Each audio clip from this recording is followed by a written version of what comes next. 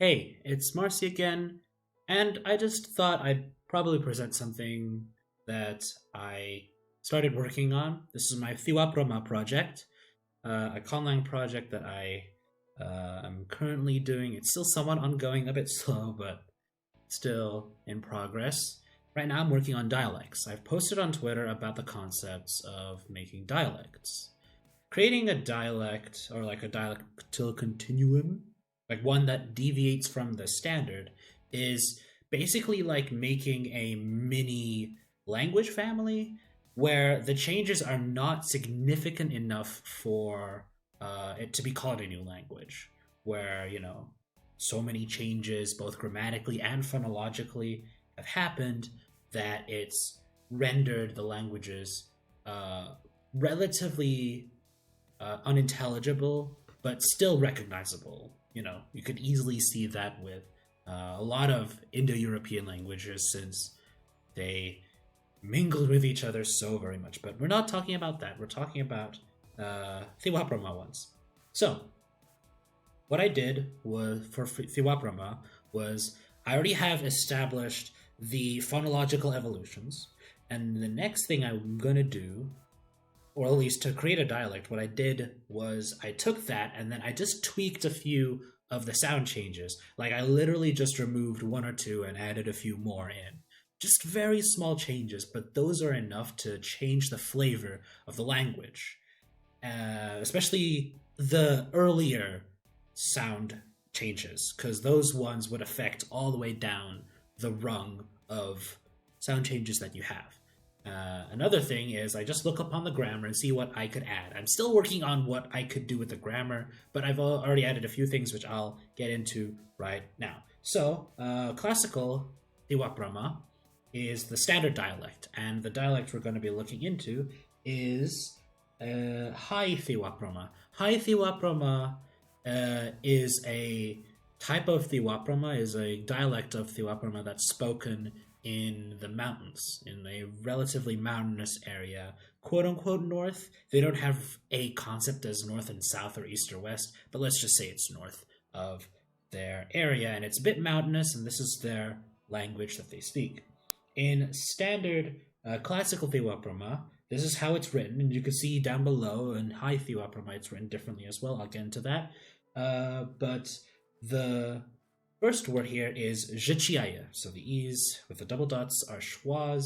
Zhechiaya is a way to say hello, and it literally means greeting from the verb zhechia, which means to greet. The ya is a nominalizing affix. It turns it into basically an action. So this is greeting action. Greetings, essentially. So that's literally what it means. And it's spelt in a very peculiar way because the Waprama spelling is an absolute mess. It is basically spelled ja, chi, ir, ye, and then a W. Or one of two W's. I won't get into that. But yeah, ja chiryew is zhichiaya. How that is, you could probably glean, but you could see it's a lot of historical spelling. And they hold on to it. They see it as like a beautiful thing, like this complexity in the language, essentially. That's what the standard thinks. That's what I guess, the higher class, the nobles of the Nabuthro, the speakers of the Waprama, think. And that's all fine and dandy. So what about the high dialect of the high Iwaprama dialect? Their word, this is the exact cognate. This is what the word has exact ties to. Kind of like how the word tooth in English is, well, tooth, and in German it's Zahn. You could somewhat see the correlation. It's really weird, but it's there. And the word is Zitsirio. Zhichiaya, Zitsirio. You could see that there is, like, you could hear there's a slight correlation, but you can't feel where it is. And the spelling is indeed simplified. It's way more, what's it called, mainstreamed, I guess the word is. I'm not sure what the word is, but it's way more simplified. So it's just Z, and then this is a ts, essentially. Ts, Ir. This is a Y, an O. But yeah, you can see it's basically Zatsirio. It's spelled exactly how it is. Most vulgar dialects, quote-unquote vulgar, I guess you could say the non-standard dialects in Thiwaprama adopt a simplified version of the spelling because, let's be honest, you would only write that way if you want to just, like, you know, seem profound, essentially. So, and you could now see, like, the slight correlations. You could see here that there is the ir part in the high dialect, where in the classical dialect it became an ia, and the ch became a ts.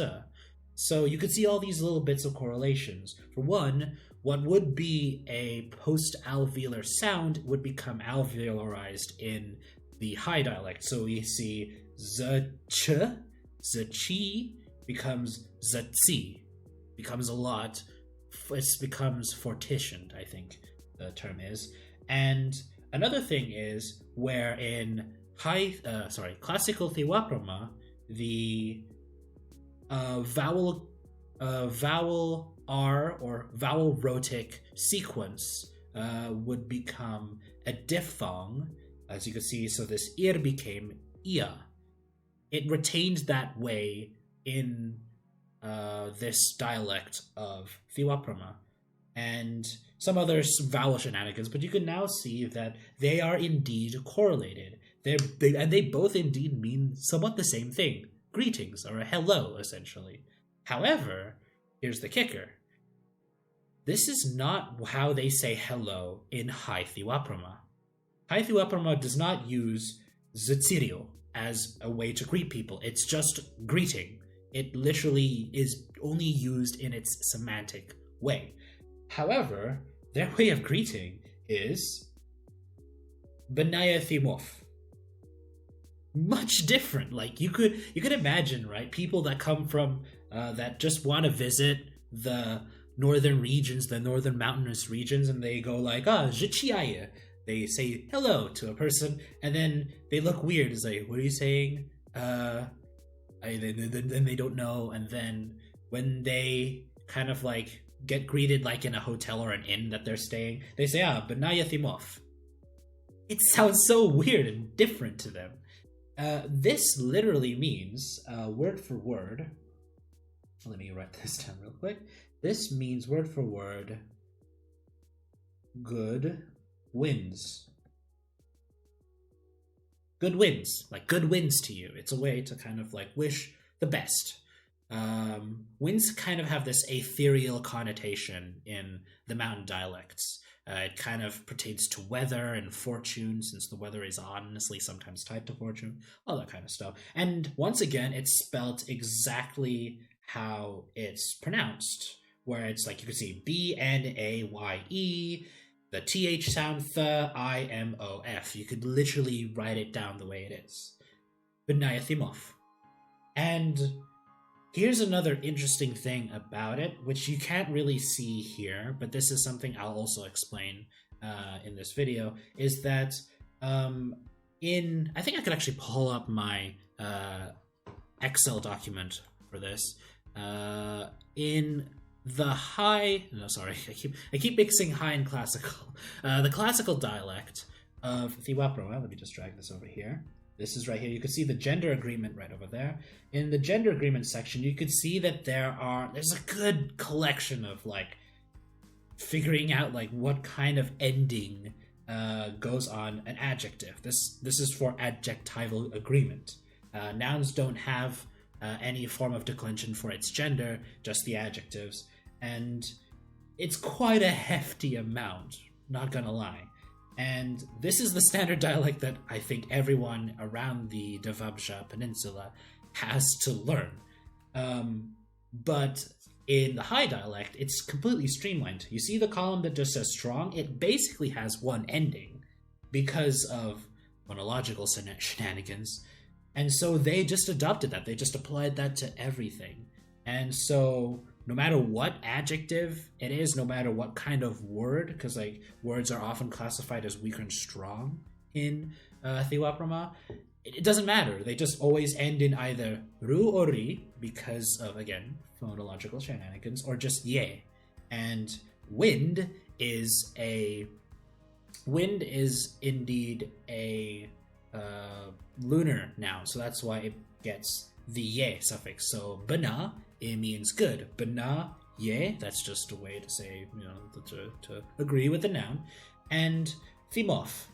Now the thing is, the word wind in Thiwaproma isn't thimof, it's just mof. So what about that thi? It's the plural affix. They have evolved a plural number, whereas classical Thiwaproma is completely fine without dealing with a number. It just does it like that. Honestly, the only way to mark plurality is through definite articles. And it only happens for solar nouns anyways. So they have made a plural marker. They made a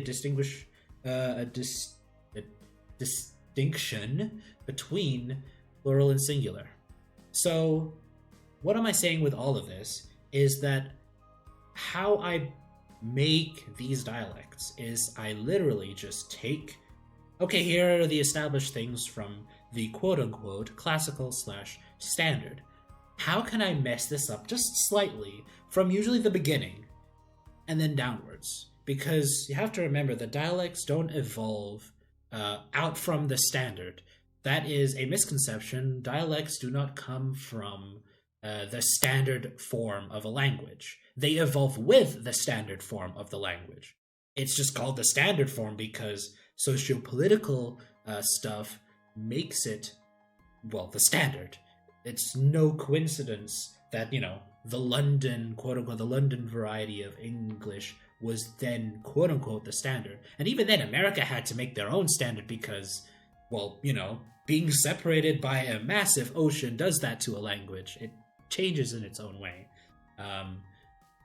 Including all the other forms of the dialects, like all the dialects of, say, Spanish that spread all over the Latin America, and you get the idea. It doesn't come from the standard. It evolves with. So what I do is I take the regular standard and then just mess it up a little bit, but not a lot. The reason why I don't want to mess it or completely redo an entire tree is I'm not trying to make another language. I'm not trying to make a separate language branch out of it. And secondly, dialects by its very nature, depending on how much it interacts, would usually still retain a lot of the similar things, like a lot of the similar sound changes. It's completely natural for, languages to still have some semblance of sound within them. Like, we tend to now drop, or they also tend to drop their dental fricatives in different ways, be it through making them into fricatives or making them into stops. And we could still recognize it. There's still somewhat of a correspondency that we could tie to. And that's the main important thing. If you want to make a dialect to dialect, you need to see, even if it's not clear at first sight, that there is indeed a correlation when they speak slowly. I feel like that's an important thing. Of course, this is just me coming from experience and me listening to an Audible book regarding language as a whole.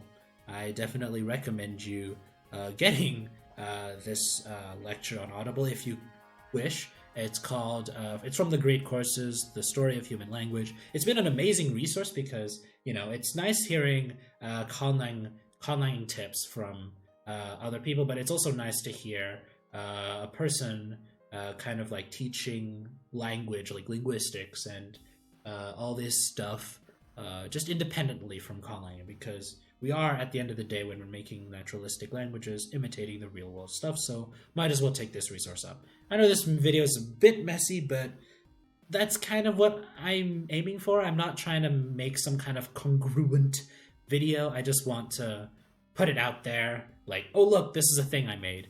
So yeah, this is a thing I made. I made two dialects. One's a standard, and one is a non-standard one that exists in my world, and I really, really like the results of it, where two words that are indeed cognates sound completely different when, just out of context. Zeciaya, Zetsiru,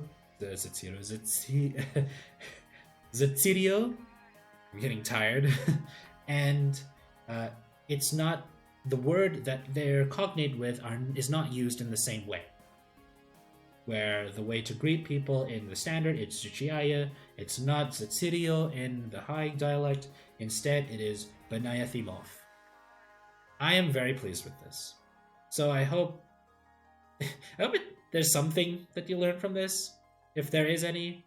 But yeah, if you want to share your experiences in making a dialect, or you want to talk about dialect creation, give any tips, throw it in the comments. I'd love to read it. I'd love to have some interaction. I would love to learn more about making dialects and your experiences and your ideas on making some. But for now, this is all that I have. And yeah, have a wonderful day, folks.